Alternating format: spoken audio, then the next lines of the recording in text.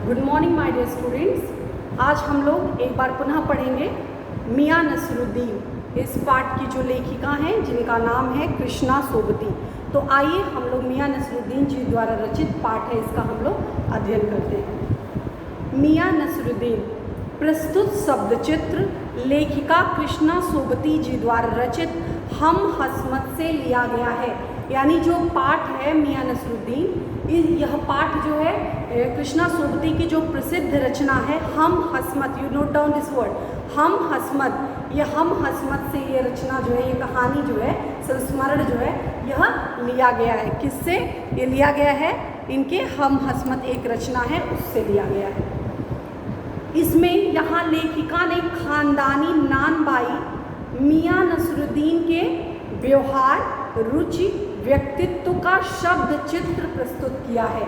इस पाठ में लेखिका ने क्या बताया है कि जो मियां नसरुद्दीन है, कौन है मियां नसरुद्दीन, इनका व्यक्तित्व कैसा है, इनकी रुचि कैसी है, इनका स्वभाव कैसा है, इनकी जो व्यक्तिगत विशेषताएं कौन कौन सी है, इसका जो है एक शब्द चित्र, इसके द्वारा, इस पाठ के द्वारा आप समझोगे कि शब्द चित्र किसे कहते हैं, इसको जो है बताया गया है। मियां नसरुद्दीन ने मसीहों की भांति, मसीहा मतलब क्या होता है? देवदूत। जैसे देवता होते हैं, देवता हमारे हर समस्या का समाधान करते हैं, तो जब हम देवता तक नहीं पहुंच पाते, देवदूत, देवता के जो मैसेंजर जो होते हैं वो एंजल जिसको कहते हैं, तो उसी तरह से देवदूत की भांति मियां नसरुद्दीन जो थे अपनी रोटी बनाने की कला का बखान किया करते थे। तो कृष्णा सोबती जी बताती है कि यहाँ पे एक व्यक्तित्व, एक महान व्यक्तित्व है जो अपने स्टाइल से, अपने अंदाज से, अपना जो उसका इंटरेस्ट है उससे जो बहुत ही लोगों को बहुत ही लुभाते हैं, अपने व्यक्तित्व से लोगों को प्रभावित करते हैं, जिनका नाम है मियां नसरुद्दीन। वह रोटी बनाने की कला में पारंगत है। रोटी बनाने की कला जो है उनको बहुत अच्छे से आती है, रोटी बनाना जानते हैं कि कैसे रोटी बनाते हैं। तो अब इसमें कौन सी खास बात है? रोटी तो सब बनाना जानते हैं, लेकिन कैसी, क्या विशेषता है इसमें, कौन सी ऐसी विशेष बात है रोटी बनाने में जो जिसका वर्णन इस पाठ में किया गया, वो हम लोग आगे पढ़ते हैं। उसे यह कौशल अपने पूर्वजों से विरासत के रूप में मिला है। लेखिका बताती हैं जो मियां नसरुद्दीन है, मियां नसरुद्दीन को जो यह टैलेंट है, हुनर है, यह हुनर उन्हें कैसे मिला है? उन्हें यह हुनर अपने पूर्वजों के द्वारा, उनके जो पूर्वज थे उनके पूर्वजों के द्वारा उन्हें यह विरासत के रूप में, पीढ़ी दर पीढ़ी चली आ रही जो परंपरा, तो विरासत के रूप में उन्हें प्राप्त हुई है। वह कई तरह की रोटियां बनाने की कला में माहिर हैं। मियां नसरुद्दीन कई तरह की, कई प्रकार की, एक दो नहीं, हम गिन सकते हैं कि कौन कौन सी रोटी हमने आज तक खाई है। रुमाली रोटी, लच्छादार पराठा वाली रोटी, गोल रोटी, क्या कहते हैं, पराठे वाली, त्रिकोण वाली रोटी, पूड़ी वाली रोटी, छोटी रोटी, बड़ी रोटी, घी लगाए, कितने तरह के हम लोग रोटी खाए हैं, कितने तरह की हमने बनाए हैं, हम कल्पना कर सकते हैं। तो ये जो है, ये 56 प्रकार की रोटी बनाने की कला में माहिर हैं, पारंगत हैं। ये अपने विषय में बताते हैं कि मैं 56 प्रकार की रोटियां बनाने में माहिर हूँ, एक्सपर्ट हूँ, मैं विषय विशेषज्ञ हूँ, तो मुझे 56 प्रकार की रोटियां बनाना मुझे आता है, यह मेरी विशेषता है। इस प्रकार का काम एक कला है जो अभ्यास से ही प्राप्त होता है। मियां नसरुद्दीन ने एक बात और हमारे सामने स्पष्ट की कि एक बात जानिए, कोई भी कार्य हो, छोटा बड़ा नहीं होता, हर कार्य एक कार्य होता है, हर कार्य एक कला होती है। पॉट मेकिंग जो होता है वह भी एक कला है, जो है आप जो ब्रेंच डेस्क देखते हो उसको बनाना भी एक प्रकार का आर्ट है। तो कोई भी जो कला होती है, तो कला आपको, भले ही आपके अंदर वो गुण हो, भले ही आप बहुत अच्छे सिंगर हो, बहुत अच्छे डांसर हो, बहुत अच्छे एक्टर हो, लेकिन जब तक आप उसमें प्रैक्टिस नहीं करोगे, अभ्यास नहीं करोगे, तब तक आप उसमें जो है पारंगत नहीं हो सकते। तो यही बात उन्होंने बताया कि रोटी बनाना एक प्रकार की कला है, और इस कला को जो है जितना आप अभ्यास करेंगे, जितना आप मेहनत करेंगे, जितना आप उसके लिए प्रयासरत होंगे, उतना आपको सहजता से आपको जो है प्राप्त होगा। तो आप ये चीज़ समझिए कि रोटी बनाना एक छोटी सी बात है, आप कह सकते हैं रोटी बनाने में कौन सी कला है, लेकिन देखिए रोटी साधारण जो घरों में बनने वाली रोटियां होती है, किसी की छोटी रोटी बनती है, किसी की बड़ी रोटी बनती है, किसी का गोल आकार नहीं बनता, किसी का अंडाकार बनता है, किसी की मोटी होती है, किसी की पतली होती है, कई प्रकार की रोटियां होती हैं। तो कहते हैं कि कोई भी रोटी बनानी जो होती है तो उसमें कोई भी कला, रोटी तो एक एग्जाम्पल है, उदाहरण है आपके सामने कि रोटी बनाने की कला, इन्होंने जो अपना पेशा अपनाया वह था रोटी बनाने की कला। तो कोई भी कला हो, जब तक आप प्रैक्टिस नहीं करोगे, जैसे चित्रकला हो गया, मूर्त कला हो गया, लेखन कला हो गया, ठीक है, आप कोई भी कला अगर जब तक आप अपने जीवन में उतारना चाहते हो, जब तक उसके लिए प्रैक्टिस नहीं करोगे, तो तब तक आप अभ्यास नहीं करोगे, तब तक आपको समझ में नहीं आएगा। आपने वह जो है कहानी, छोटी सी लघु कथा है, वो आपने सुनी होगी, करत करत अभ्यास ते जड़मत होत सुजान, और रसरी आवत जात से ते सिल पर परत निशान। आपने सुना होगा कि वह छोटी सी स्टोरी की जो एक बच्चा था, बहुत पढ़ने में कमज़ोर था, तो वह जब उसके टीचर एकदम थक हार गए, एकदम आजिज आ गए उस बच्चे से, बोले तुम्हारे बुद्धि दिमाग में विद्या नहीं है और तुम विद्या प्राप्त नहीं कर सकते, तुम जाओ अपने घर, तुमसे पढ़ाई नहीं हो पाएगी। तो वह बच्चा जाता है, रास्ते में देखता है और वह वहाँ जाकर के देखता है, उसको प्यास लगती है, तो कुएं के किनारे जाकर के देखता है कि एक रस्सी के आने जाने से पत्थर पर निशान पड़ गया है। तो उसी के मन में ये बात आती है कि जब इतना बार रगड़ खाने से, बार बार आने से इस पत्थर जो पाषाण है इतना मजबूत है, इस मजबूत पाषाण पे जब पड़ सकता है निशान, तो क्या मेरे मतलब मैं अगर किसी चीज़ को लेकर के ठान लूँ, इतना मैं प्रैक्टिस करूँ, मेहनत करूँ, तो क्या मैं ज्ञान प्राप्त नहीं कर सकता? तो यही छोटी सी प्रसंग, छोटी सी घटना उसके जीवन में पूरा परिवर्तन ला देता है और वो पुनः एक योग्य जो है, एक अच्छा जो विद्वान बन करके हमारे सामने उपस्थित होता है। तो कोई भी कला हो, कोई भी विषय हो जिसमें आपकी रुचि हो, और आप जब रुचि के साथ साथ उसमें अभ्यास करेंगे, तभी आप उसमें पारंगत, माहिर और सिद्धस्थ जो है वह हो सकते हैं। तो आइए अब हम पढ़ते हैं क्या होता है। साहबों उस दिन अपना मटिया महल की साहबों उस दिन अपन मटिया महल की तरफ से न गुजर जाते तो राजनीति, साहित्य और कला के हजारों हजार मसीहों के धूम धड़क्के में नानबाइयों की मसीहा मियां नसरुद्दीन को कैसे तो पहचानते और कैसे लुत्फ उठाते उनके मसीही अंदाज का। लेखिका बताती है कि एक बार की बात है, हम लोग ऐसे ही रास्ते में, हम लोग का पूरा जो ग्रुप था, समूह था, वो ऐसे ही रास्ते से गुजर रहा था। एक बार हम लोग गढ़ैया मोहल्ले से होते हुए आगे निकले, तो हमने देखा कि अगर कहते हैं कि अगर खुदा न खास्ता, अगर ईश्वर हमारे ऊपर अनुकंपा नहीं बरसाते, अगर हम लोग उधर से नहीं गए होते उस रास्ते से, तो हम मियां नसरुद्दीन के व्यक्तित्व से, उनकी रुचियों से, उनके स्वभाव से हम अपरिचित होते, उनके विषय में हम नहीं जान पाते। तो अगर हम नहीं गए होते तो हम राजनीति, साहित्य, किन किन विषयों की बात करती हैं, राजनीति की बात, साहित्य की बात और कला के हजारों हजार मसीहों के धूम धड़के नानबाइयों के मसीहा मियां नानबाई को कैसे पहचानते। अगर हम उधर से नहीं गुजरे होते तो यह जो व्यक्तित्व है, यह दुर्लभ जो व्यक्तित्व है, इस व्यक्तित्व से हमारी भेंट मुलाकात नहीं हुई होती और हम उनको नहीं जान पाते, नहीं समझ पाते। और अगर हम उनको नहीं समझ पाते तो आज उनके बारे में आपके सामने शब्द चित्र जो है वह नहीं खींच पाते। हुआ क्या? हुआ यह कि हम एक दोपहरी माने दोपहर, यानी दोपहर का समय, हम एक दोपहरी जामा मस्जिद की आड़े पड़े, माने पीछे से पड़े, पीछे रास्ते आड़े पड़े मटिया महल के गढ़ैया मोहल्ले की ओर निकल गए।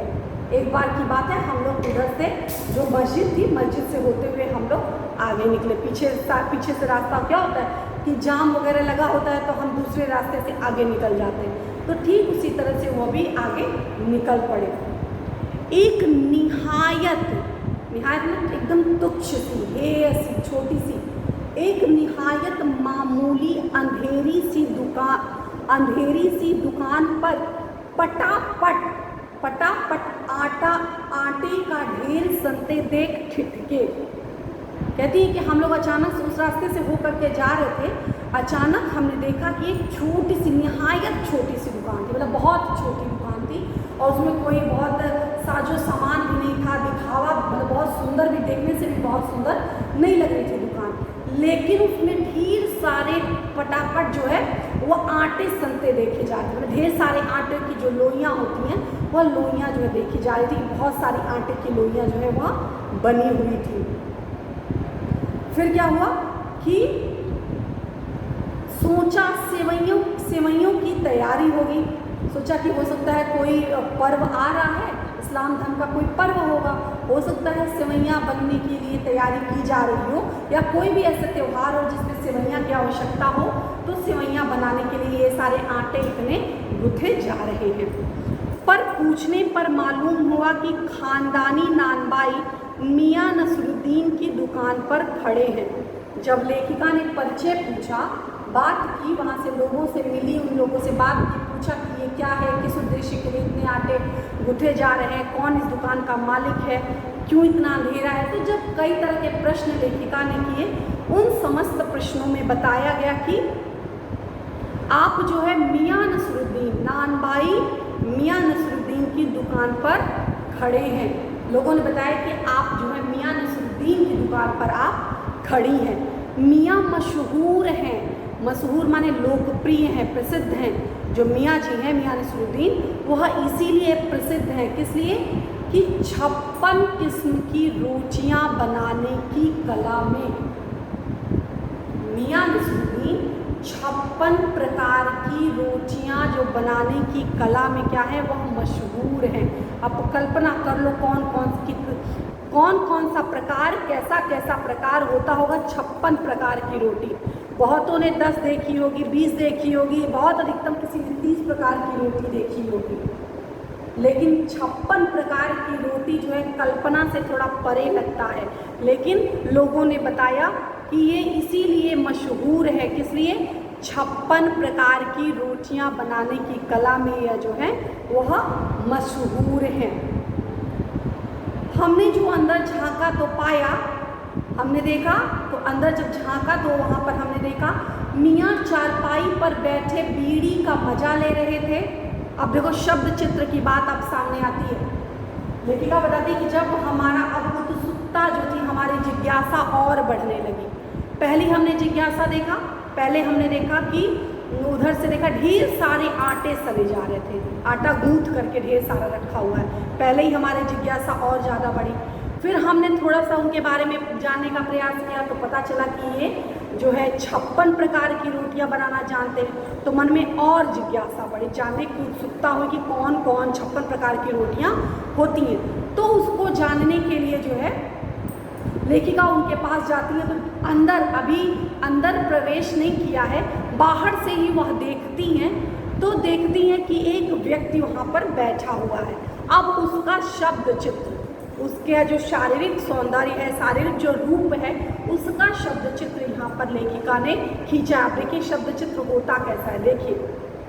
मियाँ चारपाई पर बैठे बीड़ी का मजा ले रहे हैं, यानी मियाँ नसरुद्दीन एक चारपाई है, चारपाई पर बैठे हुए हैं। अब आप इन शब्दों के द्वारा आपने दिमाग में चित्र बनाने का प्रयास करिए। तो मियाँ नसरुद्दीन जो है एक चारपाई पर बैठे हुए हैं और जो है क्या कह रहे हैं, बीड़ी पी रहे, बीड़ी का मजा ले रहे, यानी बीड़ी का आनंद उठा रहे हैं। मौसमों की मार से पका चेहरा, आपने देखा होगा कोई भी जो फल होता है, फल किस प्रकार जो होता है वो मौसम, कई मौसम, जाड़ा, गर्मी, बरसात के बाद किस तरह से उसका जो रूप होता है, कैसे जो होता है वो सिकुड़ जाता है। तो उसी तरह से इनका चेहरा जो था पूरा उस पर जो है सिकुड़न सी आ गई थी, यानी बहुत ही अनुभवी थे, बहुत उन्होंने कई प्रकार के मौसम उन्होंने अपने जीवन में देखे थे। मौसमों की मार से पका चेहरा, आँखों में काइयाँ, आँखों पर देखने पर जो धूर्तता जो थी, चालाकी जिसको कहते हैं, आंखों में साफ साफ स्पष्ट हो रहा था कि ये व्यक्ति बूढ़ा भले है, बुजुर्ग भले हो गया, लेकिन बड़ा ही काई प्रवृत्ति का है, बड़ा ही चालाक प्रवृत्ति का है। चालाक और ये जो चालाकी होती है दूसरी तरह की चालाकी, चालाकी और बुद्धिमत्ता दोनों में अंतर है। तो कहते हैं ये काइयाँ जो थी आंखों से साफ स्पष्ट चल रहा था कि यह व्यक्ति जो है बहुत ही काइयाँ प्रवृत्ति का है, बहुत चालाक प्रवृत्ति का यह व्यक्ति है। और साथ साथ चेहरा एकदम इनोसेंट लग रहा था, भोला, एकदम मासूम, कुछ नहीं जानता है। चेहरा, पूरा चेहरा बता रहा था कि ये बहुत ही सरल मिजाज के व्यक्ति हैं। और पेशानी, पेशानी यानी माथा, ये आपका माथा, पेशानी पर मजे हुए कारीगर के तेवर, जो पेशानी उनके माथे से, उनके ललाट से साफ साफ स्पष्ट हो रहा था, ऐसा लग रहा था कि यह व्यक्ति जो है यह बहुत ही क्या है, एक्सपर्ट है। यह व्यक्ति जो है, जो भी इनकी कला है, इस कला में यह पारंगत है।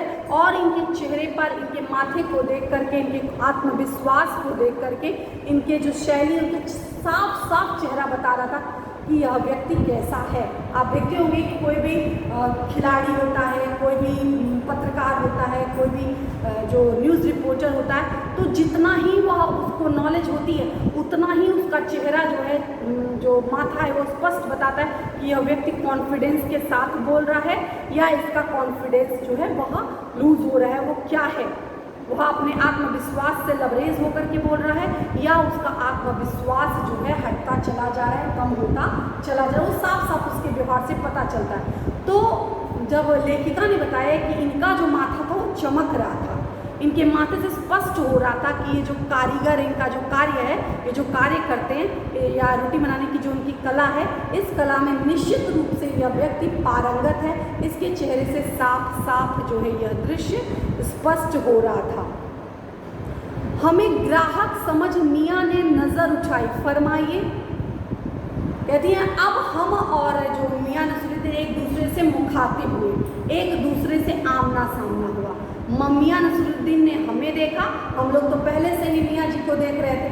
तो मियाँ जी की जब नज़र हमारे पे पड़ी तो मियाँ जी ने कहा कि आप जो है, अरे फरमाइए। उन्होंने सोचा हो सकता है कि कोई कस्टमर हो, ग्राहक हो, हमारे वहाँ आए हों रोटियाँ खरीदने के लिए। तो उन्होंने कहा कि फरमाइए, कहिए आपको क्या कहना है, आप क्या कहना चाह रहे हैं। झिझक, झिझक यानी संकोच, बस झिझक से कहा आपसे कुछ एक सवाल पूछने थे, आपको वक्त हो तो। लेखिका ने स्पष्ट किया कि नहीं, हम पत्रकार, हम जो है क्या कहते हैं, ग्राहक नहीं हैं, हम आपके सामने कुछ प्रश्न लेकर के आए हैं। अगर आपके पास वक्त हो तो थोड़ा सा वक्त निकाल करके हमारे प्रश्नों का आप उत्तर देने का प्रयास करें। तो आज हम लोग इस वीडियो में बस यहाँ तक पढ़ेंगे। इसके आगे ऑलरेडी हम लोग इसको पढ़ चुके हैं, समरी के तौर पे बस यहाँ तक पढ़ेंगे और इसके आगे की जो कहानी हम लोग नेक्स्ट वीडियो में पढ़ेंगे। Thank you.